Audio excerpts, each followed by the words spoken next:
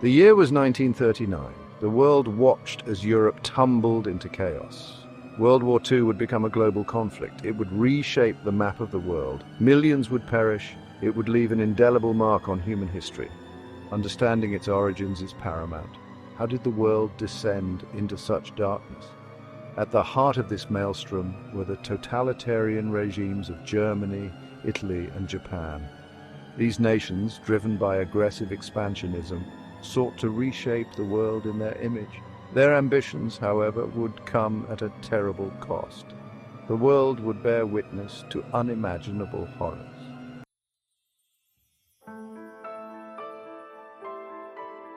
The First World War, dubbed the War to End All Wars, had ended just 2 decades prior.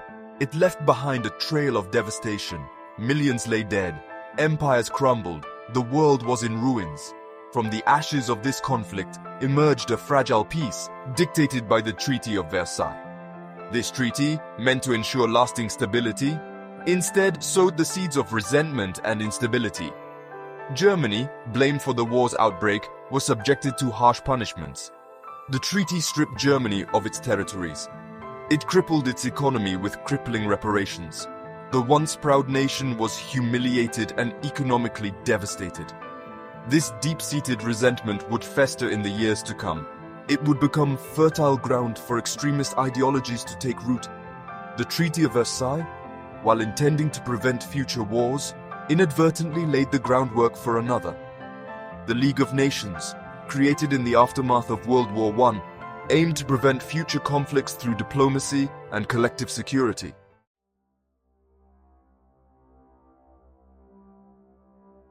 In the years leading up to World War II, a new breed of leader emerged. Fueled by nationalist sentiment and a thirst for power, totalitarian regimes rose in Germany, Italy, and Japan. These dictators exploited the economic hardships and political instability of the time. They offered promises of national glory and a return to greatness. In Germany, Adolf Hitler and his Nazi party capitalized on the widespread anger and resentment over the Treaty of Versailles. They offered a scapegoat for Germany's woes, blaming Jews, communists, and other minorities for the nation's troubles. Hitler's message of hate and his promises of restoring Germany to its former glory resonated with a population desperate for change.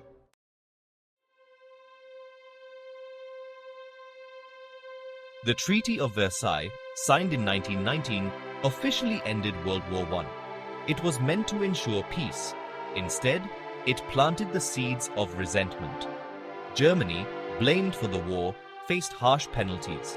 They were forced to surrender territory. Their military was severely restricted. They were burdened with massive reparations payments. The German people felt humiliated. They saw the treaty as unfair. The economic burden was crushing. Hyperinflation crippled the economy. People lost their savings. Unemployment soared. This created fertile ground for extremism. People were desperate for a solution. They were easy prey for those who offered a way out.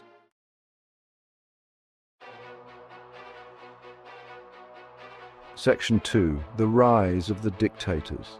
The 1920s saw the rise of totalitarian regimes. These were governments that controlled all aspects of life. They were led by charismatic dictators. They promised order and strength. They exploited fear and nationalism. They appealed to people's desire for stability. In Germany, Adolf Hitler emerged as a powerful leader. He was a gifted orator. He tapped into the anger and resentment of the German people. He blamed the Jews, communists, and other minorities for Germany's problems. He promised to restore Germany to its former glory. Hitler's Nazi party gained popularity. They used propaganda and intimidation. They promised economic recovery and national pride. In 1933, Hitler became Chancellor of Germany.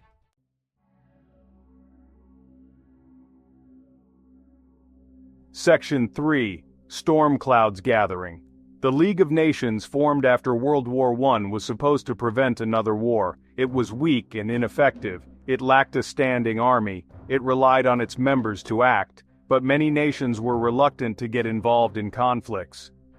Hitler began to openly defy the Treaty of Versailles. He rebuilt the German military. He remilitarized the Rhineland in 1936. He annexed Austria in 1938. The League of Nations did nothing to stop him. The world watched nervously.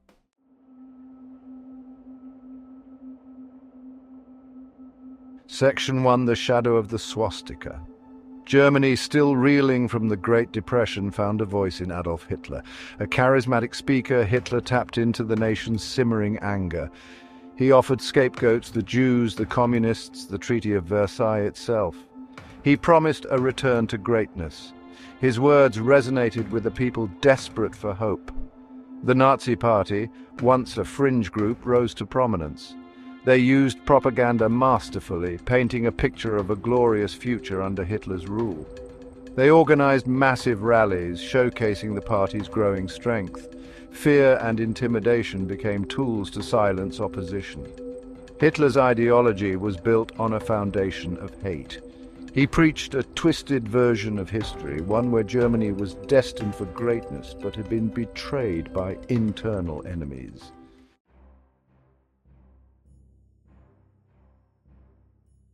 In Italy, Benito Mussolini, a former journalist, had already established his fascist regime.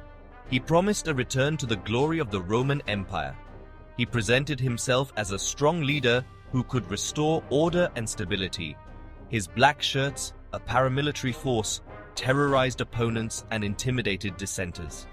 Mussolini's brand of fascism glorified the state above all else. Individual rights were secondary to the needs of the nation. He controlled the press, suppressing any criticism of his regime.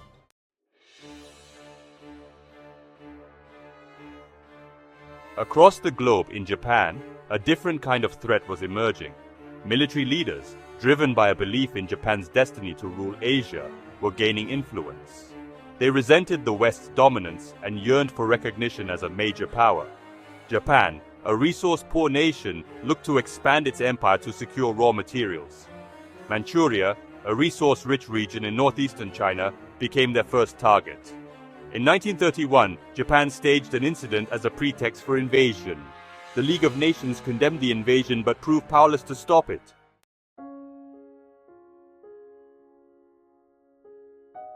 As the 1930s drew to a close, the world stood on the brink of catastrophe. The totalitarian regimes of Germany, Italy, and Japan, driven by their own ambitions, had plunged the world into a state of chaos and uncertainty. The League of Nations, created to prevent another war, proved to be a toothless tiger. Its failure to act decisively against aggression emboldened the aggressors. Appeasement, while well-intentioned, only served to delay the inevitable. Fear and uncertainty gripped the world. The horrors of the First World War were still fresh in people's minds.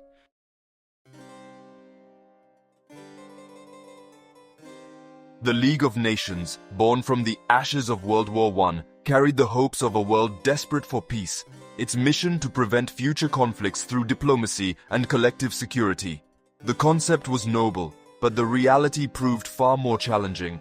The League was hampered from the start by its own internal divisions and a lack of resolve among its members. The United States, instrumental in the League's creation, dealt an early blow by refusing to join. Isolationist sentiment ran high in America. The memory of World War I and its casualties made many wary of entangling alliances.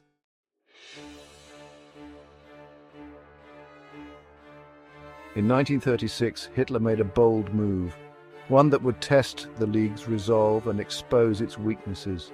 He ordered German troops to reoccupy the Rhineland, a demilitarized zone bordering France, in direct violation of the Treaty of Versailles. It was a gamble, a calculated risk that could have backfired spectacularly. The German army, still in its infancy, was ill-equipped for a major confrontation. Hitler himself, racked with doubt, later admitted that had the French resisted, his forces would have been forced to withdraw with their tails between their legs.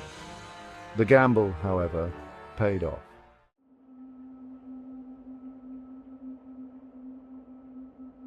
With each act of aggression that went unchecked, Hitler grew bolder.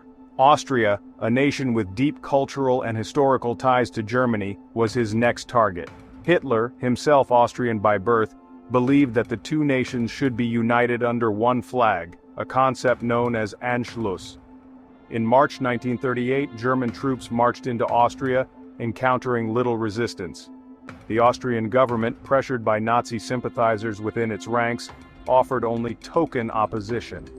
The annexation was swift and bloodless, a testament to the power of propaganda, intimidation, and the paralyzing fear that had gripped Europe. The world watched again with a sense of foreboding. The world watched with bated breath. Hitler's ambitions were no secret. He sought Lebensraum, living space, for the German people, his eyes now turned toward Poland. The Polish corridor, a strip of land granted to Poland after World War I, became a focal point of tension. Hitler demanded the return of the corridor and the free city of Danzig. Poland refused to bow to Hitler's demands. Britain and France pledged their support to Poland. The stage was set for another devastating conflict.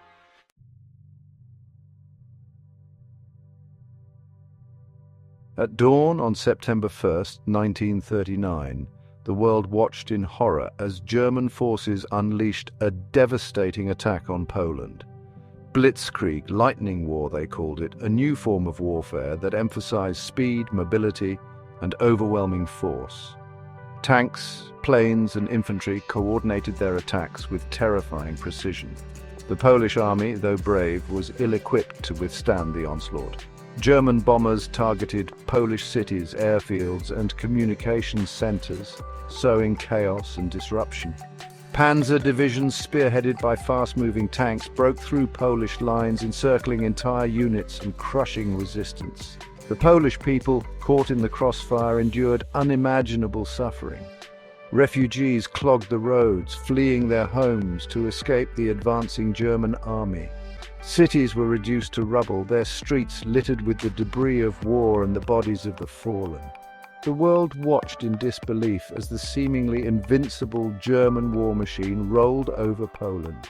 The speed and brutality of the invasion shocked even seasoned military observers. It was a stark reminder of the destructive power of modern warfare and a chilling prelude to the horrors that would follow.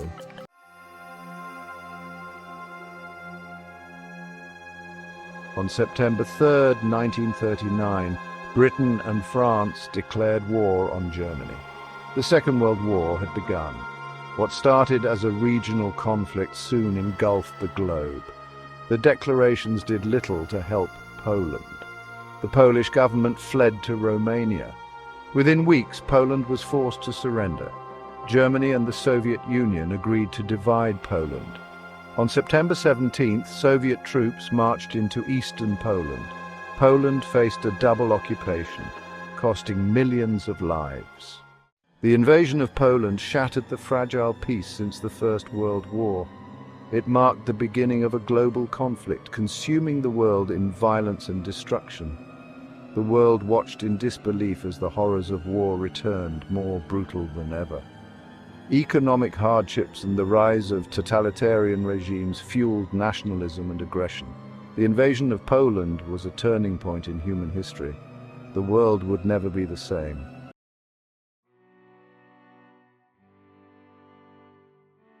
The echoes of World War II reverberate to this day. The lessons learned from that conflict, both in terms of the causes that led to war and the devastating consequences of unchecked aggression, continue to shape international relations and the global order. The war taught us the importance of international cooperation and the need for strong institutions capable of upholding international law and resolving disputes peacefully. It highlighted the dangers of appeasement and the need to confront aggression early and decisively.